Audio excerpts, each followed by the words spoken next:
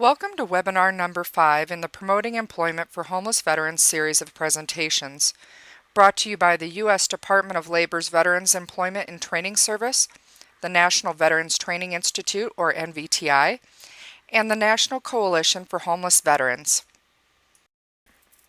In the past 3 webinars, we've focused on strategies and tools for assisting homeless veterans in neutralizing the barriers that stand between them and stable, rewarding employment.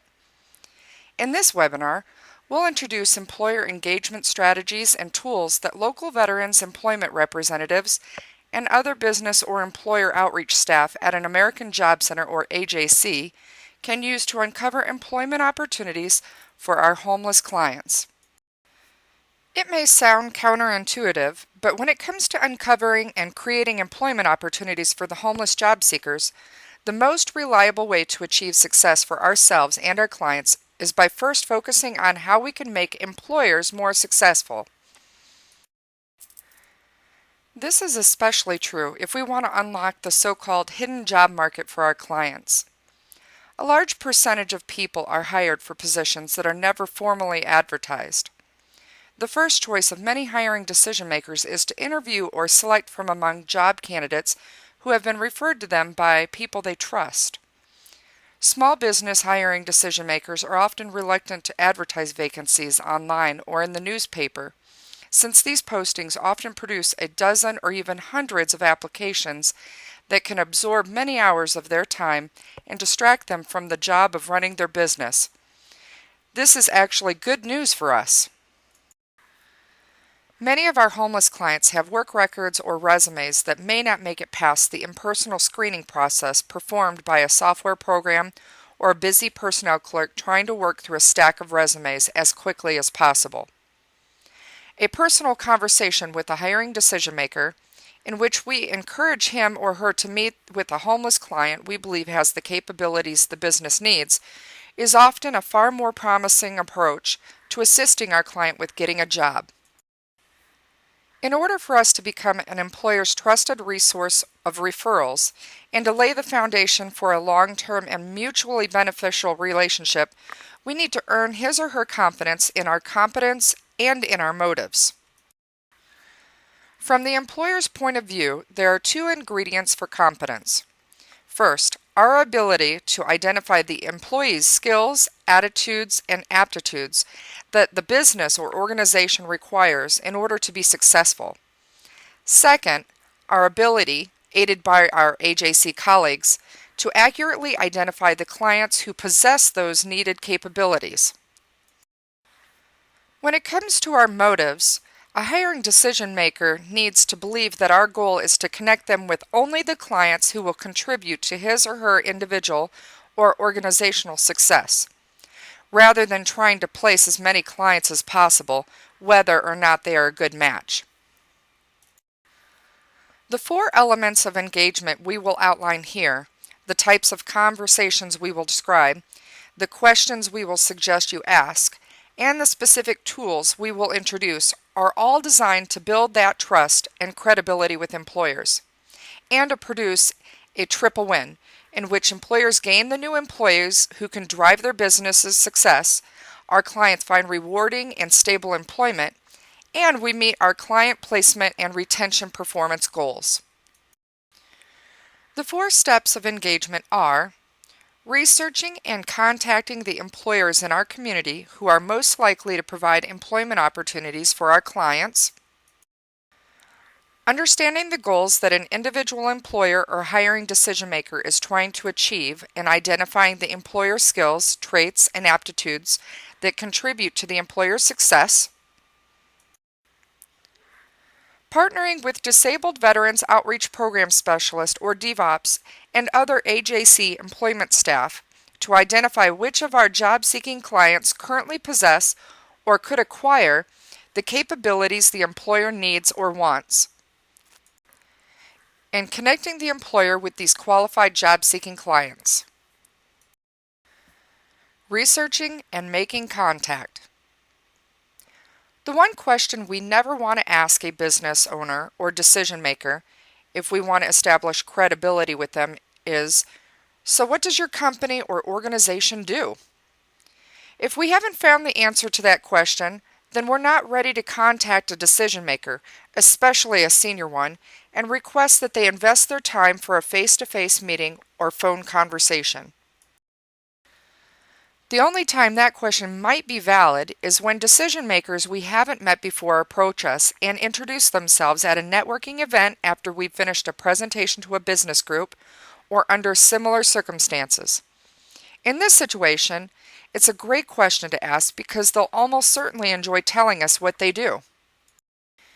In addition to helping us establish credibility, learning as much about a company in advance will also allow us to make the most productive use of the limited time we're likely to have with a hiring decision maker.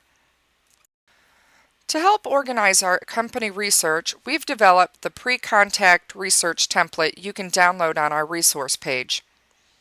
This template enables us to record basic contact data as well as information about the company's products or services, customers, competitors, and current employees.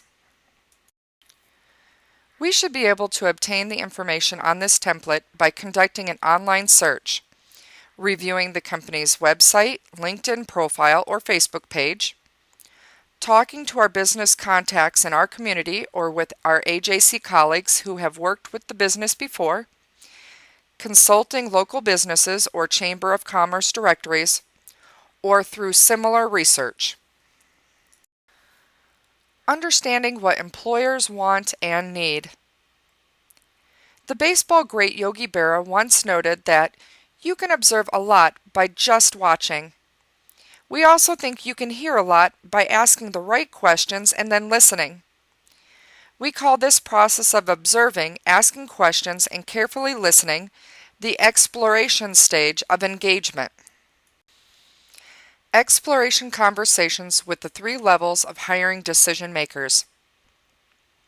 We may encounter 3 groups of hiring decision makers during the exploration phase. Senior leaders, including owners or presidents of small businesses and managers of local factories or facilities. Human resource staff, or supervisors.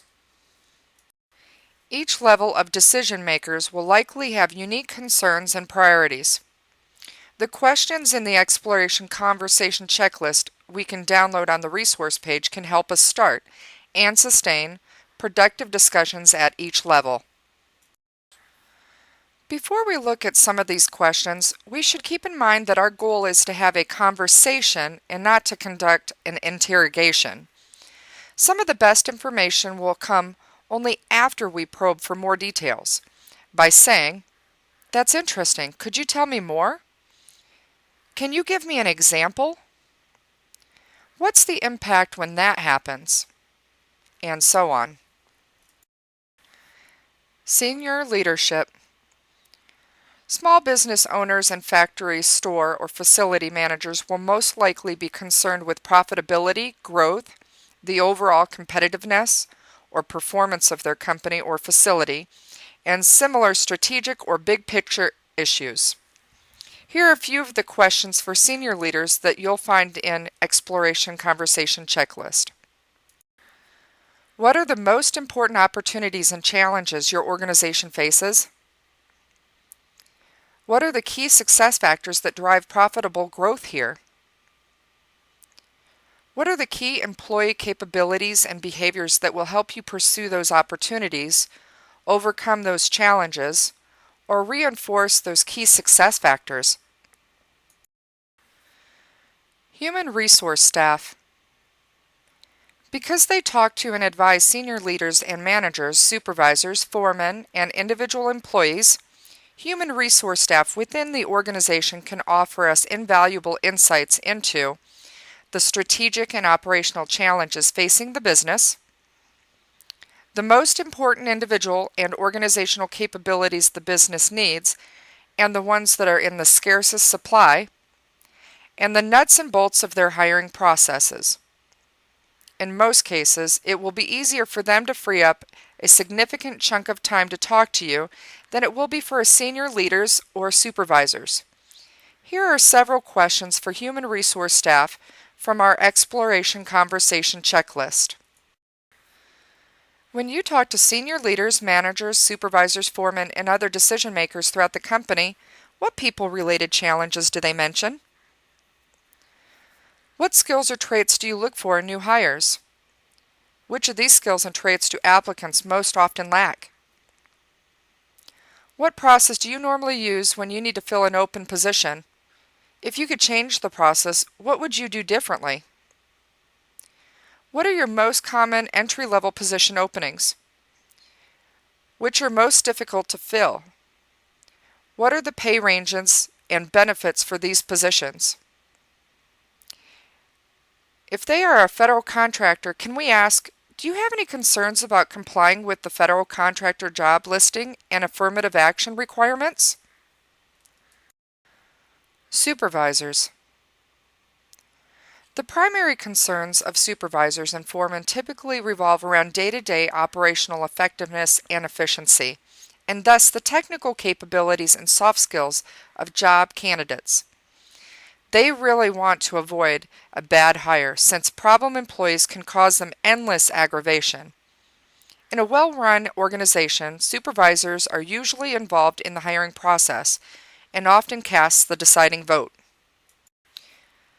Here are some of the questions for supervisors or foremen that you'll find in the Exploration Conversation checklist. Tell me a little about the work that's done in your department. If you had to pick the 4 or 5 most important tasks that are performed here, what would they be?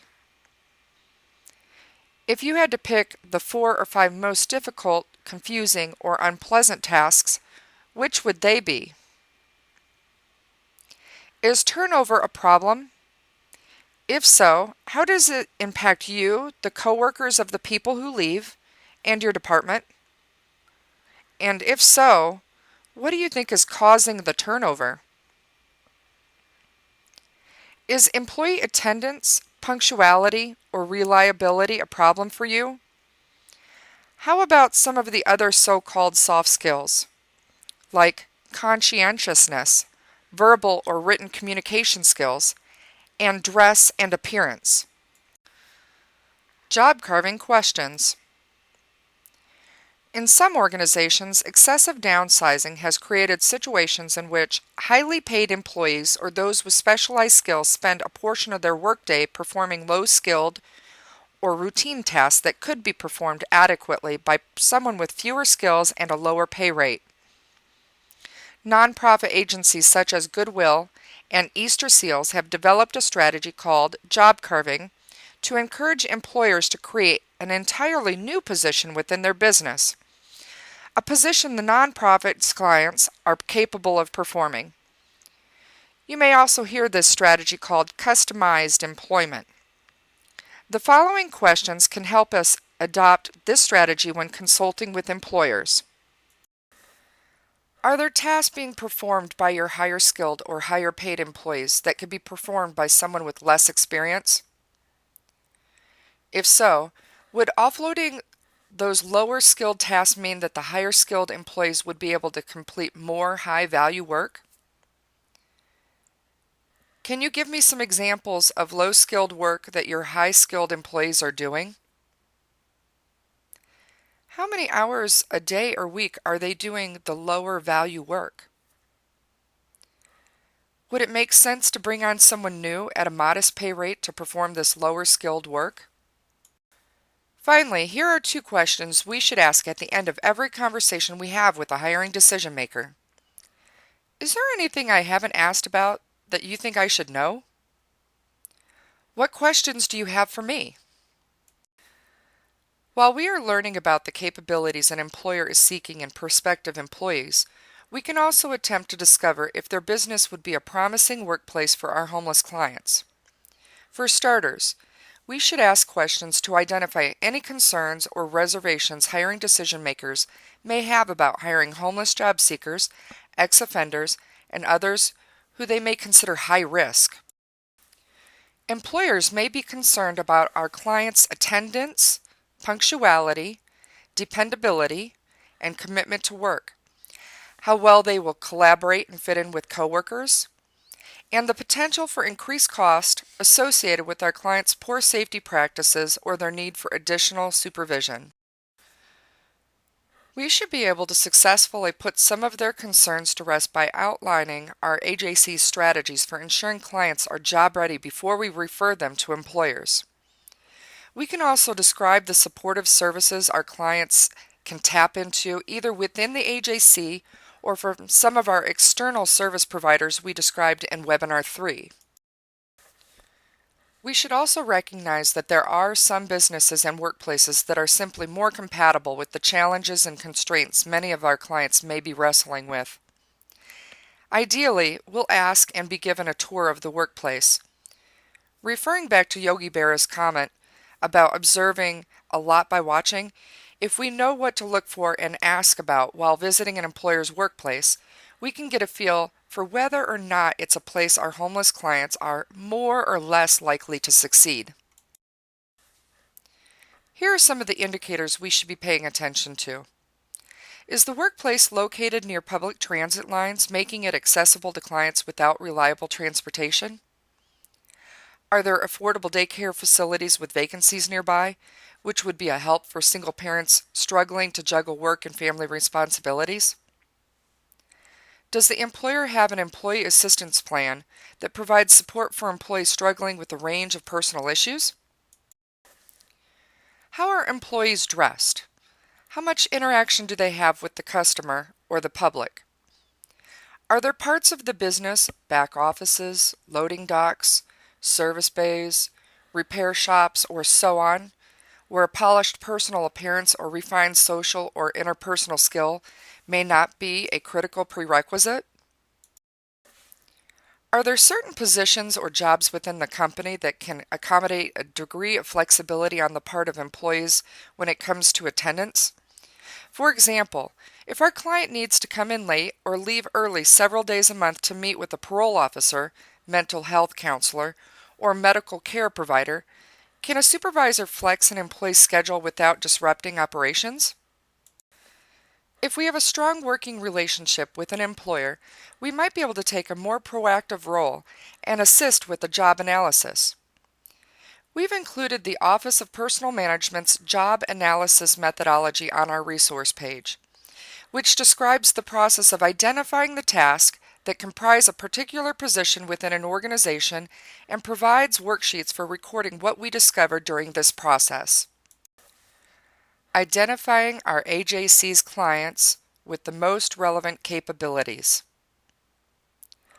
Once we understand what an employer is looking for, we should meet with our AJC colleagues, especially our DVOP specialist who is working with homeless veterans, to look for a match between the skills, attitudes, traits, and aptitudes that the employer needs and the capabilities that each of our clients possess. By describing the challenges a specific business or operating department faces and the work environment an employee can expect to find there, we can help the client, DVOP specialist, and other employment staff working with job-seeking veterans to more accurately assess the veteran's strengths, assets, and barriers to employment relative to that specific employer and position. Develop a more targeted individual development or individual employment plan with the job-seeking veteran that addresses relevant employment barriers. The client and the DVOP specialist will be able to more accurately identify the additional coaching, workshops, formal training, or assistance from outside agencies that will best prepare the veteran for the particular employment opportunity we have discovered. Have better productive and supportive tough issues conversations with the client about behavioral issues, including substance use, personal hygiene, personal appearance, anger issues, punctuality, and reliability. More accurately and more completely analyze the client's previous military and civilian experience to identify the most relevant capabilities they have and the contributions they can make to the employer. Develop more targeted cover letters and resumes, and to prepare more successfully for interviews. Connecting employers with qualified clients. Once we believe we've identified one or more clients with the skills and attitudes that will benefit an employer, we should try to facilitate a meeting between the clients and the relevant hiring decision makers. We can encourage the employer to meet with the client informally to learn about his or her capabilities by saying something similar to this: "I can't make any guarantees, but I think it would be a good investment of 30 minutes of your time to meet with a job-seeking veteran I know. I think he or she has something valuable to offer your business." As is the case with our job development efforts with any client, we should focus as much as possible on our clients' abilities and capabilities and what they can contribute, not on what they can't do. If our client is missing a capability the employer considers essential, we may need to suggest to employers how they might adapt the anticipated job or position to leverage our client's strengths and minimize the negative impact of any gaps in their skill set. If it's available during this stage of the process, we can also provide the information on our resource page about the Work Opportunity Tax Credit. Finally, this may also be a good time to educate the employer about the range of services our AJC provides, which can make it easier for hiring decision makers to assess, select, and hire clients. Many employers and small businesses are not aware of all the services we provide, including those which benefit them most. We've included a worksheet we can use to calculate the value, in terms of both the dollars and the number of hours of work a hiring decision maker might save by taking advantage of these services. Resources. Now let's preview some of the materials we've either posted or linked on our resource page. The Job Development Essentials Manual, created by Private Public Ventures, presents more details on the nuts and bolts of job development than we've had time to present here. The Institute for Community Inclusion's When Existing Jobs Don't Fit, a Guide to Job Creation, provides a good overview of job carving and adapting current positions to leverage the strengths of clients.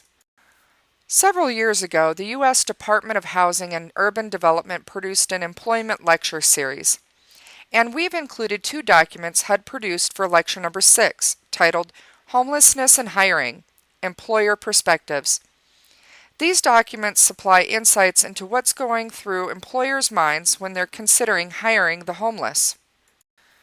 The National Coalition for Homeless Veterans research brief on the individual placement and support model links to an evaluation of programs that achieve an impressive 55 to 60% placement rate in competitive employment for clients wrestling with mental health issues. The Heartland Alliance's employment program models for people experiencing homelessness, different approaches to program structure, describes the basics of several approaches to promoting homeless employment that may exist in your community, including transitional jobs, customized employment, and alternative staffing agencies. If you sense that an employer is concerned or confused about issues related to physical or cognitive disabilities, follow the links to the Job Accommodation Network's documents. These will help an employer understand how reasonable accommodations can enable an employee with one or more disabilities to make the maximum contribution to the organization he or she works for. Finally, the National Transitional Jobs Network has developed an employer engagement toolkit with examples of marketing materials and talking points we might adapt to generate interest in employing our homeless clients. We'll close this webinar by explaining how you can submit questions you may have. If you scroll down the web page in which you're watching this presentation, you'll see a link labeled Questions and Answers. By clicking on the link, you'll be able to submit a question about anything we've covered today or about issues related to homeless veterans that you'd like us to address in upcoming webinars. We will research the answers to your questions and post it on the Questions and Answers page as quickly as possible. In Webinar 7, we'll take another look at many of the principles we've covered here from the perspective of the individual job seeker. But in our next webinar, we will discuss how to leverage job-driven training. So be on the lookout for an email from the National Veterans Training Institute alerting you to the release of webinar number 6.